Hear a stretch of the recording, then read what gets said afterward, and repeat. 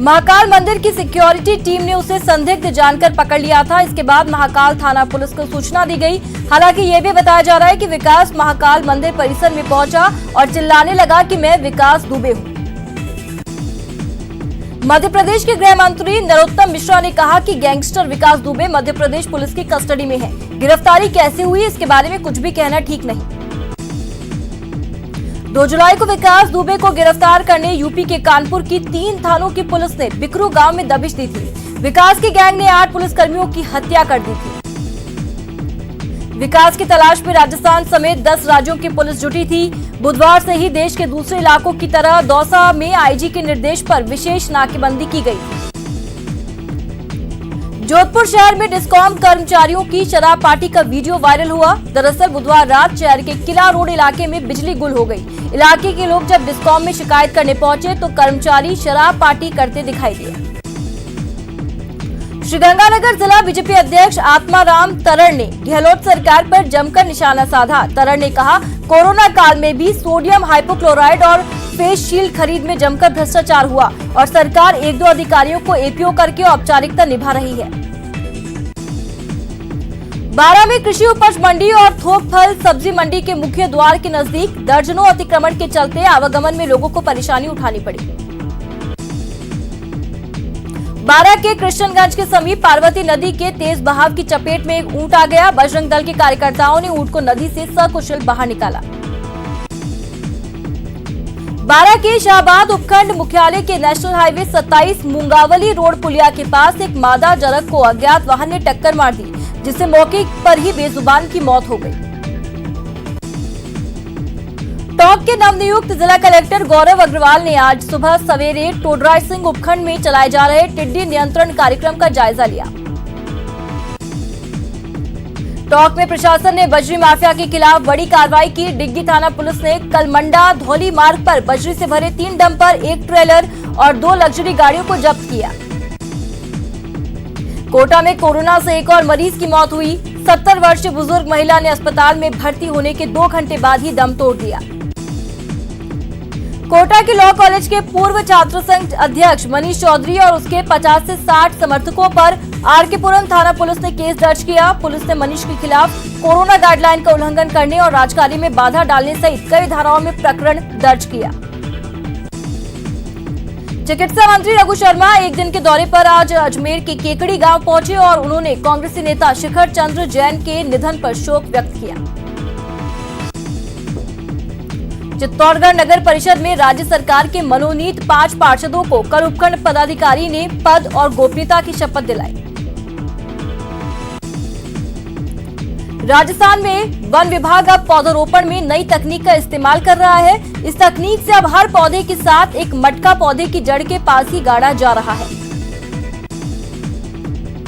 जैसलमेर में पानी का संकट बदस्तूर जारी है। ग्राम पंचायत बांधेवा में परेशानी का आलम ऐसा है कि कोरोना काल में 1000 रुपए के हिसाब से पानी का टैंकर खरीदा जा रहा है।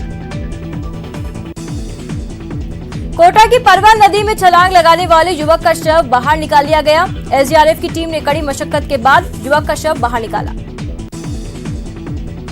भारत में कोरोना वायरस के मरीजों की संख्या तेजी से बढ़ रही है। आज पहली बार पिछले 24 घंटों में कोरोना वायरस के 24,879 नए मामले सामने आए। 487 लोगों की मौत हुई।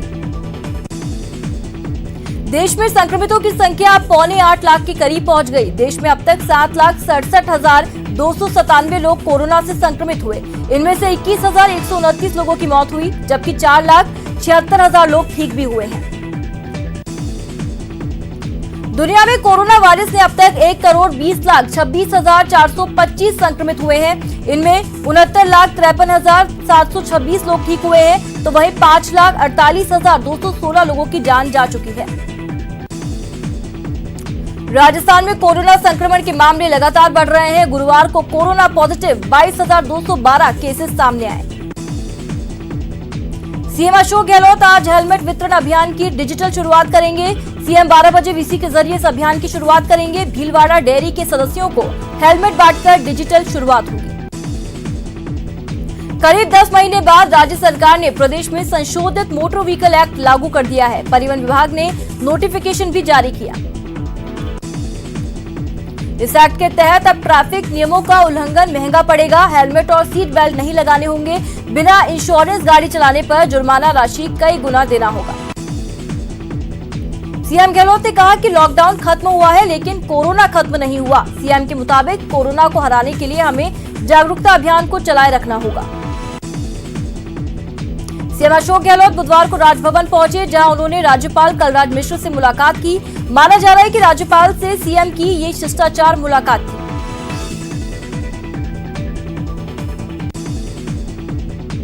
सीएम अशोक गहलोत ने पीएम मोदी को पत्र लिखकर राज्य की महत्वाकांक्षी पूर्वी राजस्थान नहर परियोजना को राष्ट्रीय परियोजना घोषित करने की मांग की।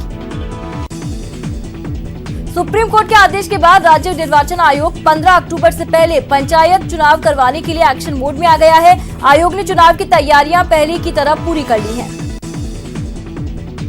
जयपुर में फीस को लेकर प्राइवेट स्कूलों ने मोर्चा खोल दिया। बुधवार को शिक्षकों ने जयपुर में प्रदर्शन कर फीस स्थगन के फैसले को सरकार से वापस लेने की मांग की।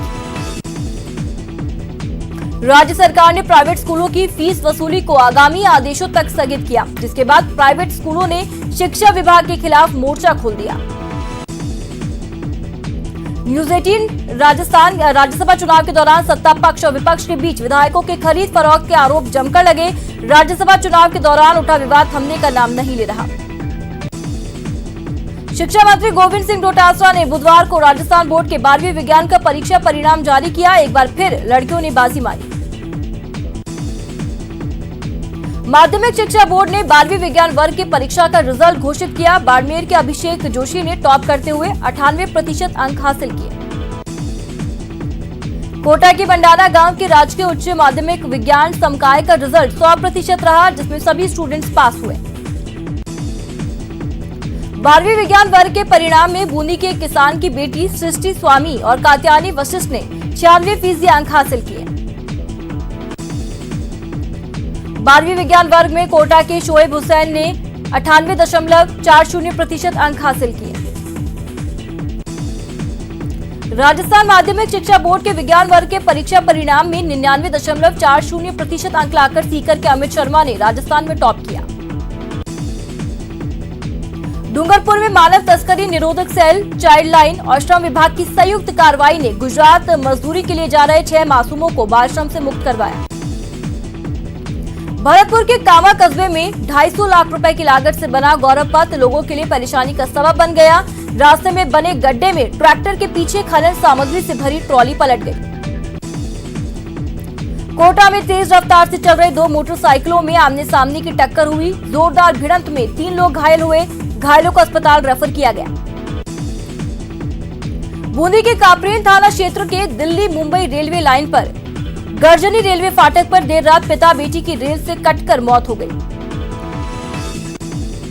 करौली पुलिस टीम ने आत्महत्या के लिए उकसाने, मारपीट के आरोप समेत कई मामलों में वांछित 2-2 हजार के इनामी दंपति को गिरफ्तार करने में सफलता हासिल की।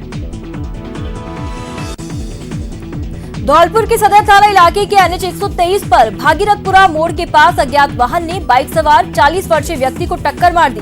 दर्दनाक हादसे में व्यक्ति की इलाज के दौरान अस्पताल में मौत हुई।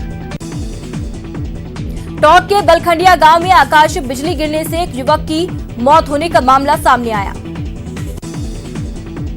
चूरू के गांव झारिया में भाई ही भाई का दुश्मन बन गया। बड़े भाई ने जमीन को लेकर छोटे भाई पर लाठियों से हमला किया। चूरू में पुलिस ने दवाइयों की आड़ में डोडा पोस्त की तस्करी के खिलाफ कार्रवाई की और नाकाबंदी के दौरान NH 52 से ट्रक समेत 2 आरोपियों को गिरफ्तार किया। सवाई माधोपुर जिला प्रशासन और खनन विभाग द्वारा अवैध रूप से बजरी संग्रहण करने पर 2000 टन अवैध बजरी का स्टॉक जब्त किया गया। टोंक के नगर फोर्ट कस्बे में सालों पुरानी शमशान भूमि पर कब्जा किए जाने का मामला अब तूल पकड़ता दिखाई दे रहा है। अलवर में घरों के सामने खड़ी कार भी अब सुरक्षित नहीं। कार से तेल की चोरी बढ़ती जा रही है। चूरू नगर परिषद में जादू टोने की बात को लेकर हड़कंप मच गया। कैशियर पर काला जादू करवाने की सूचना के बाद पुलिस ने एक शख्स को गिरफ्तार किया।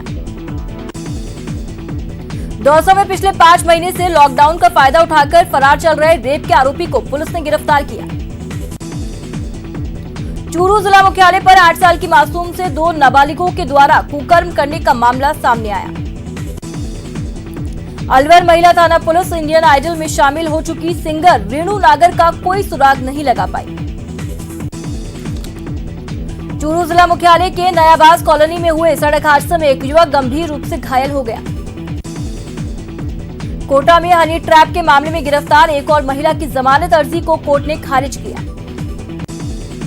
कोटा में कोरोना के खतरे का हवाला देते हुए 3 आरोपियों की ओर से पेश की गई जमानत अर्जी को कोर्ट ने खारिज कर दिया। अलवर पुलिस ने चोरी का खुलासा करते हुए एक शातिर चोर को गिरफ्तार किया। पुलिस ने इसके कब्जे से चोरी की गई साइकिल और 2 मोबाइल फोन बरामद किए। जैसलमेर पुलिस ने अवैध शराब बेचने वालों के खिलाफ कार्रवाई करते हुए कुल 168 कार्टन देशी मदिरा बरामद की। कोटा में वन विभाग ने खनन माफिया के खिलाफ बड़ी कार्रवाई की। वन विभाग की लाडपुरा रेंज की टीम ने अवैध खनन के खिलाफ कार्रवाई करते हुए 4 लोगों को गिरफ्तार किया। जोधपुर के एक थाने में पुलिस वालों के डांस करने का वीडियो वायरल हुआ, जिसमें सोशल डिस्टेंसिंग की जमकर धज्जियां उड़ाई गई। तो